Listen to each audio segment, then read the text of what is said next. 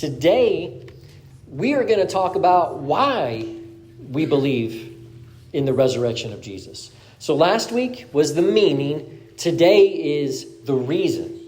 And this is such a big topic. There's really more than we can even tackle this morning and this evening. It's a massive amount of information, and we're just gonna highlight some of the things that I think will be a blessing for you, for your faith. But there are some questions that we need to think about. What if somebody comes up to you and asks you, why are you a Christian? Why are you a Christian? All right, Daryl, tell us your. No, I'm But you get put on the spot. You weren't ready for it, and I don't know about you, but I might be like, because, and you might say because, and that's not really a good answer, is it?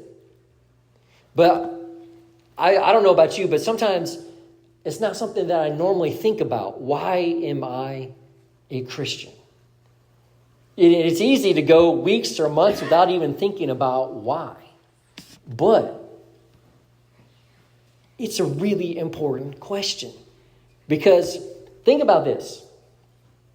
If you're a Christian, you believe in Jesus, you have faith in Jesus, and you are following Jesus, you are basing your entire life. You have restructured your life if you're following Jesus. You're not living however you want to live. You have structured your life around the teachings of Jesus based on a claim that a man who lived 2,000 years ago was executed, came back to life 3 days later, is still alive today, and is in charge of the entire world. That's a phenomenal claim. I mean, just being honest, that is an incredible claim to make. That might be the greatest of all claims that has ever been made. But not only do we believe it, we're basing our whole life on it. And so, when someone comes up and says, why do you believe that? You better have an answer for them. You better be able to say, this is why. And I would love to go around and hear your faith story. I would love to hear, what led you to faith, what it was, who introduced you to Jesus for the first time. And I bet we all have some fantastic stories. I would love to hear about how your life was changed after you became a Christian. And I would love to hear maybe who you think you would be if you weren't a Christian. Because that's probably some scary stories for some of us. What did Jesus save you from? What kind of life did Jesus save you from? Who would you be if you weren't a Christian? And those would be some good things to share with somebody who comes up to you. But think about this. 1 Peter says in chapter 3, but in your hearts honor Christ the Lord as holy, always being prepared to make a defense to anyone who asks you for a reason for the hope that is in you. Yet do it with gentleness and respect. So you can't. If someone says, "Why are you a Christian?" You can't just say because stupid. First of all, gentleness and respect, right? Gentleness and respect. But he says you have to give a defense for the hope that you carry within you. So we're going to do that today. Now, you need to understand. Nothing that I'm going to say to you today is anything that I came up with on my own. Just understand that. There's nothing from in here just came from out of this noggin, okay? There is so much information out there, and people have been studying this since the beginning. People have been investigating the resurrection of Jesus for 2,000 years. And so there are people who've dedicated their entire life to investigating the resurrection of Jesus. I haven't as their career. I haven't done that. I have a different job. You haven't spent your entire life investigating, looking at the documents in their original languages. So you haven't done that. So other people have done that. and we're going to benefit from the blessing of their work. So just understand, there's nothing that I'm going to tell you that is original today. This is stuff that you can find on your own, and I encourage you to go look at the information. This is something that we should all be studying, because I don't know about you, I don't want my life built on a lie. I think he just died. I don't want my life built on a lie. You and I have one life to live, and I want it built on truth. If I'm going to follow Jesus, I want to be convicted with all that is in me that Jesus is real, that he's alive. Because otherwise, what are we doing? So to me, it is of the utmost importance that I can say for certain that Jesus rose from the dead. Because that's really what it hinges on. Everything that we're going to talk about is really whether or not Jesus rose from the dead. Now, pretty much nobody argues anymore that Jesus was a real person. People used to do that. Oh, Jesus wasn't really a real person. People don't do that anymore. Even like skeptical historians, because there's just too much evidence from the ancient sources that Jesus was a real person. In fact, there are non-Christians, unbelievers from the first century who wrote about Jesus. And they all say he was a real person. And they all say that he was crucified under Pontius Pilate. So even back in the first century, even the unbelievers believed he was real, that he was crucified. Nobody argued about that in the first century. And pretty much, you might be able to find some random people who argue that today. But pretty much today, no one even argues that. And we know that Pontius Pilate was a real governor from the year 26 to 36. That's been established. And so everybody agrees on those things pretty much, even your skeptical, atheist historian. But that's not what the argument is. The argument is, can you prove the resurrection of Jesus? And if you have somebody who is just trying to push your buttons, they're gonna say, I bet you can't prove it. I bet you can't prove in the resurrection. And at that point, what I would encourage you is, okay, what is your definition of proof, right? What is the burden of proof that you would require? And I think this is important because we're not talking about science here. This isn't a mathematical formula. This isn't a question on geography. This isn't a chemistry formula where you have a solution that you can prove. Because in the realm of science, how do you prove something?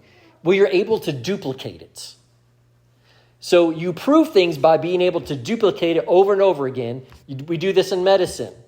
If you can duplicate the study, if you can duplicate the findings, that's how you prove something. Well, what about something that only happened one time? You can't duplicate it. It only happened once, never going to happen again. What do we call that? We call that history. That's what history is. History is full of all the things that only happened one time and they didn't happen again. So we have to investigate the resurrection of Jesus as a historical event. Well, how do you do that? Well, how many of you can remember the name of the Roman emperor during the time when Jesus was crucified? I'm not going to put you on the spot. You don't have to raise your hand. The Roman emperor when Jesus was crucified was Tiberius Caesar. So I would say, can you prove that Tiberius Caesar was a real person? Could you do that? Well, if you're going to prove that Tiberius Caesar was a real person, what do you rely on? You rely on the ancient documents that recorded the eyewitness testimony. That's what we do. And you might think, well, that's pretty outdated. Nobody does that anymore, right? Well, what happens in our court systems? In our court systems, you might get lucky and there might be some DNA evidence or some video proof. But in most cases, what do you rely on? You rely on eyewitness testimony. In our court systems, the burden of proof is beyond a reasonable doubt. That's what the burden of proof is, to convict somebody as guilty or innocent. So, again, if you're going to try to prove Tiberius Caesar was a real person, there's only a few people who wrote about him, and some of the people who wrote about him weren't even alive during that time. So the question, can you trust what they say? Well, nobody doubts the things that they wrote about. We take it as truth, what they wrote about, even if they weren't alive during that time. So did you know there's actually, you can make the argument that there's more evidence for the resurrection of Jesus than Tiberius Caesar was a real person. You could make that argument. And if it wasn't for the fact that the claims that we're making are so outrageous, so life-changing, so earth-shattering, if the claims weren't so big, nobody would question or not whether the Gospels were telling the truth, because there's just so much evidence.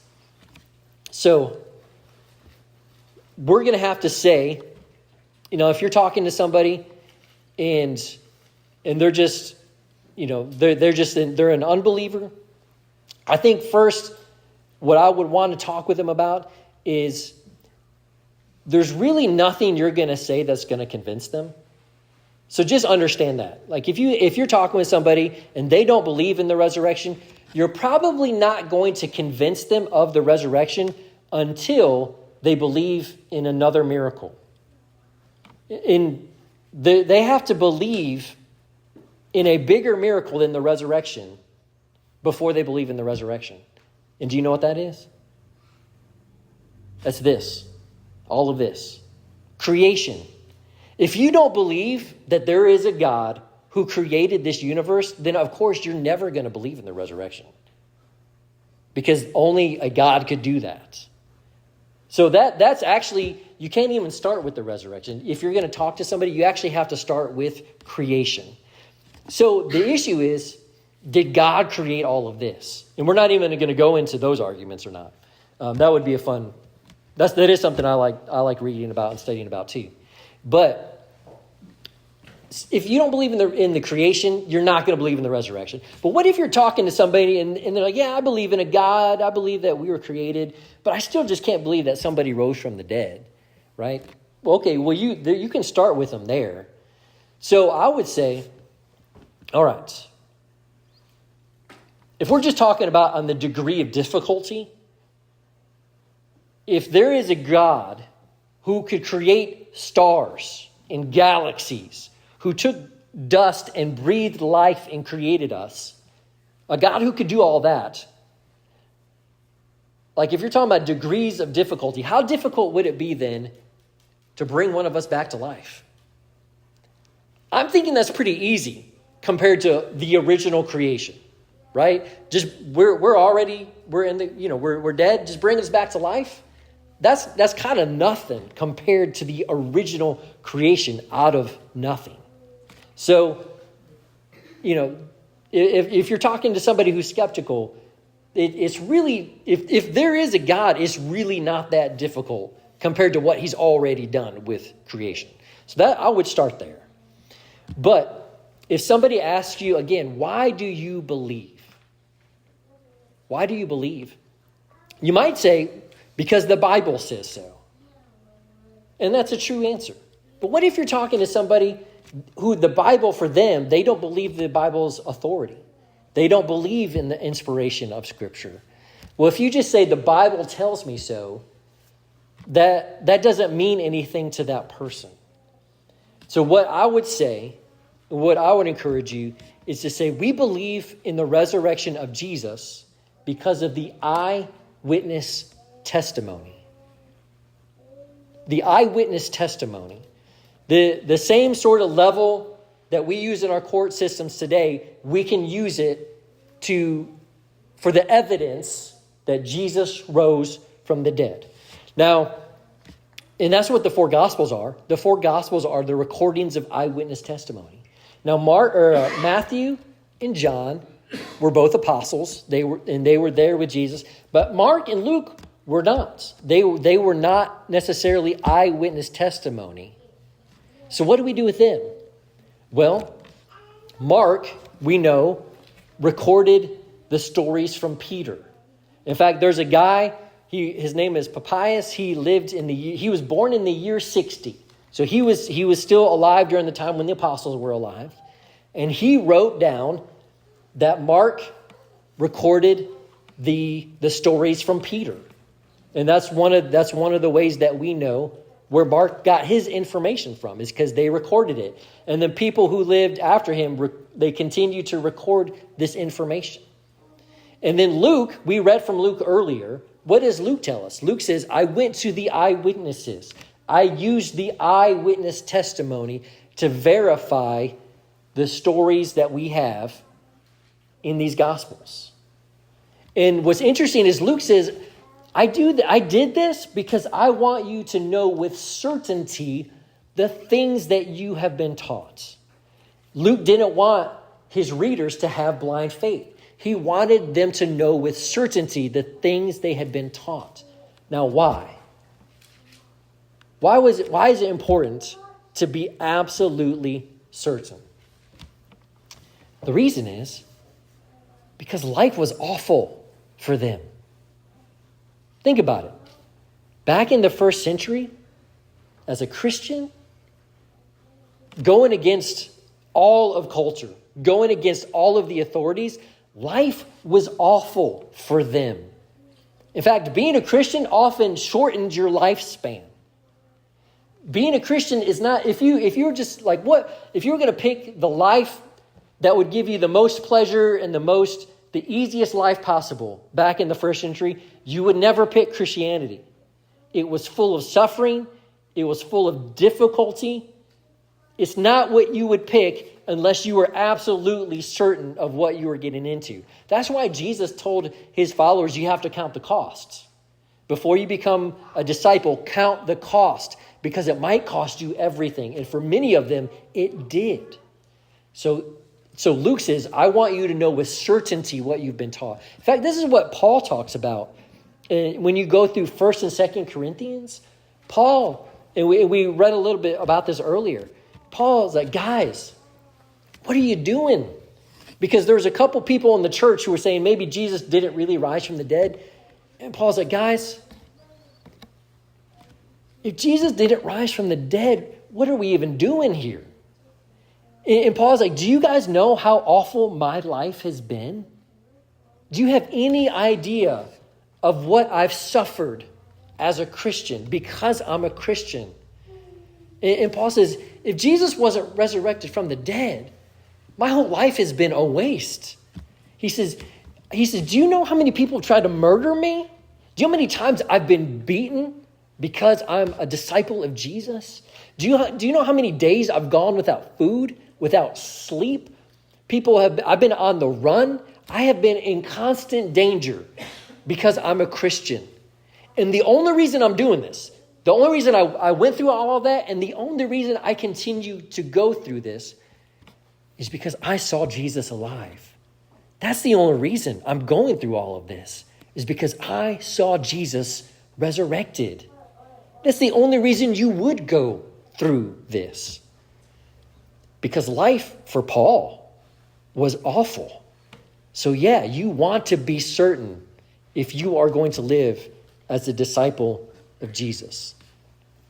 Now, some people might say, well, there's all kinds of religions out there. There's all kinds of people who've made crazy claims about what they've seen.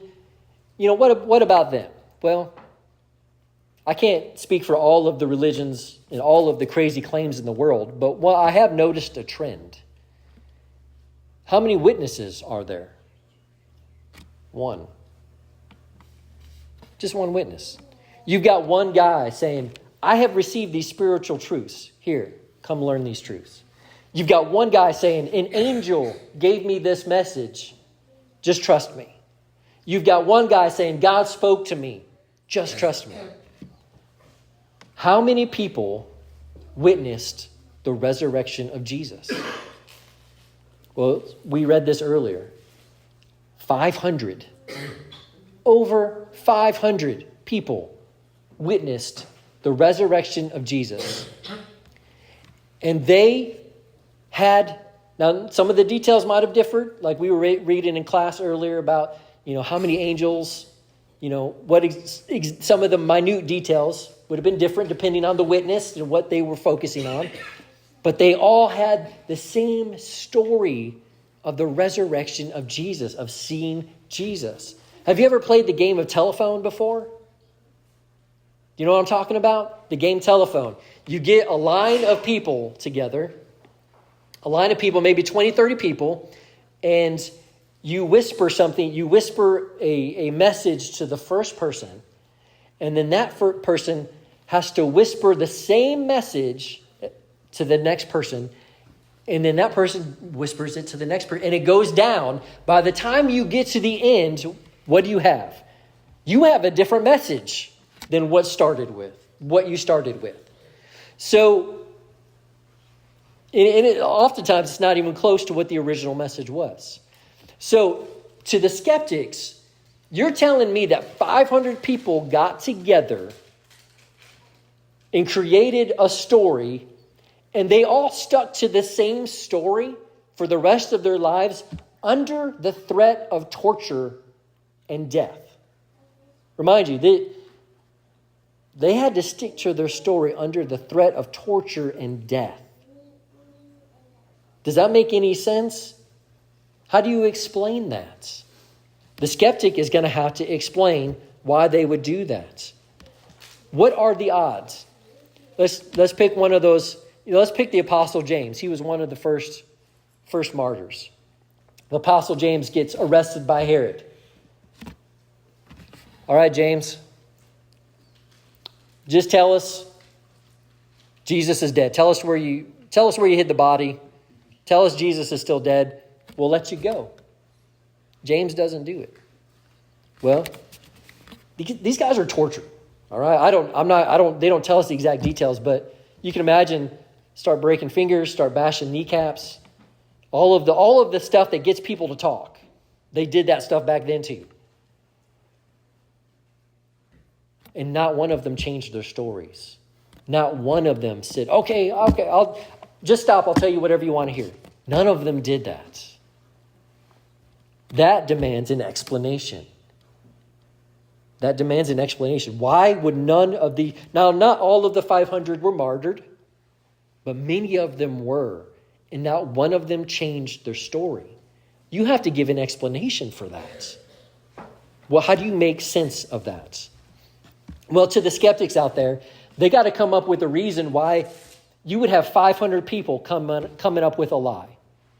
It would make sense if maybe you had like 1, 2, or maybe even 3 coming up with a lie, and you could maybe make some motivation for why they would do that. But for 500 people to get together and come up with a lie and stick to it under a threat of torture and death, what would motivate them to do something like that? That big of a group of people. Well, some would say, maybe they got rich off of it. Maybe they got wealthy. That's money is a huge motivator for people. So maybe they were getting rich. But there's not any evidence that anybody got rich. In fact, Paul, I love the letters to the letters to Corinth, 1st and 2nd Corinthians, because Paul had such a weird relationship with that church. Like, he helped start that church, but they didn't really like Paul sometimes, and they didn't really think Paul was that great of a person sometimes. And you can feel the frustration that Paul has when he writes them. But it's so important, because what does Paul say? Paul tells them, because there would be people who would come to Corinth and they would say, I'm an apostle, but they had a different message. And Paul says, how do you know who's somebody who's a real apostle? Well, Paul said, all of the real apostles, we're all poor. And remember, they knew Peter, they knew some of the other apostles. Paul said, we're all poor. We're not making money. In fact, Paul says, did I take money from any one of you in the Corinth church? Did I take money from any one of you? Because he's writing a letter that they're going to read together. And he's not going to be there. So they're going to talk to each other. And they're going to be like, did Paul ever take money from you? And they're like, no, he never took money from me. Paul said, I didn't take money from any one of you. Not one time. I supplied my own needs. Does that sound like somebody who's lying out of financial gain? No.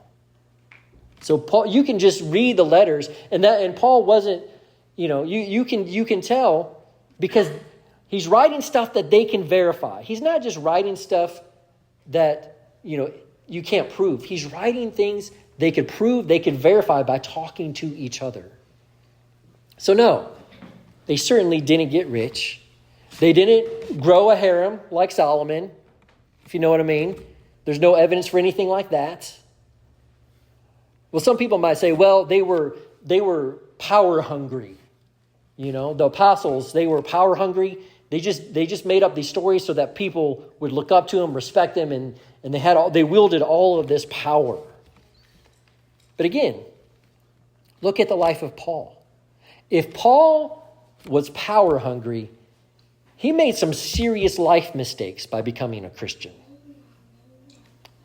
Paul, think about where he started from before he was a Christian. Paul was powerful before he became a Christian. He says that he studied at the feet of, and I'm going to probably say this wrong, Gamaliel. I know I said that wrong. But, and you might say, well, who was Gamaliel? Gamaliel was one of the top Pharisees in the entire first century Judaism. One of the top. He was a member of the Sanhedrin. Luke records some of what he says in the book of Acts. He was at the top, most powerful, one of the most influential Jews in the entire first century. And Paul was his disciple. Paul was being groomed to come up and take that spot. Paul was a rising star in Judaism. For as young as he was going to be one of the most powerful, most influential Jews in Judaism. And think about the stoning of Stephen that happened at the temple. Paul was in charge of that. He presided over that. So he was already a leader. He was already somebody who had huge amounts of influence and authority. And when the Sanhedrin, when they decided we need to appoint somebody to go arrest Christians in other countries, who did they choose? They chose Paul. Paul had tremendous amounts of power. No one had ever gone in other countries to arrest Christians before. They gave that power to Paul. And he threw it away.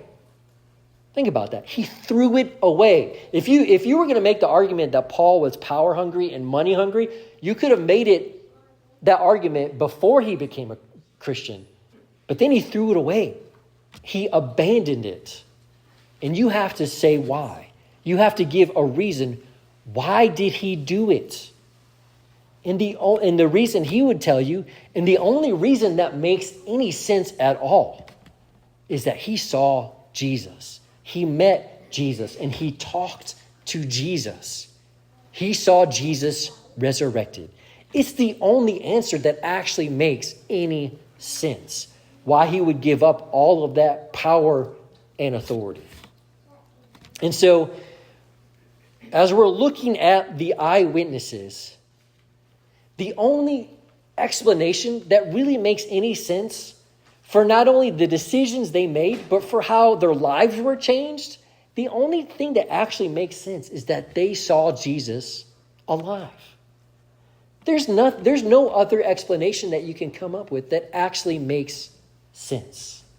And so the question that you have to decide and that I have to decide is, are we going to trust the eyewitness testimony of men and women who went to their deaths? And there were women in the first century, second century, went to their deaths claiming the resurrection of Jesus. They didn't waver. They didn't take back their testimony. They didn't get rich off of it. I don't know a better person to trust than these people. If I'm going to base my life off of somebody's testimony, there is no one better. There's no one more trustworthy. They lived lives that proved their honesty They lived lives that proved that we can put our trust in them. That's why they are the foundation of the church, because we have been built off of their lives and off of their testimony. They're our foundation.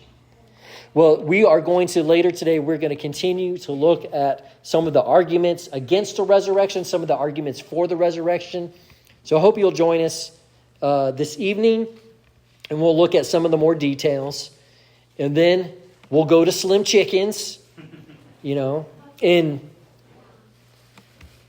some of the apostles got nicknames. That would have been a cool nickname for Bartholomew, Slim Chickens, I think. But I hope you'll join us tonight because, again, I want my life built on truth. I don't want my life to be built on a lie.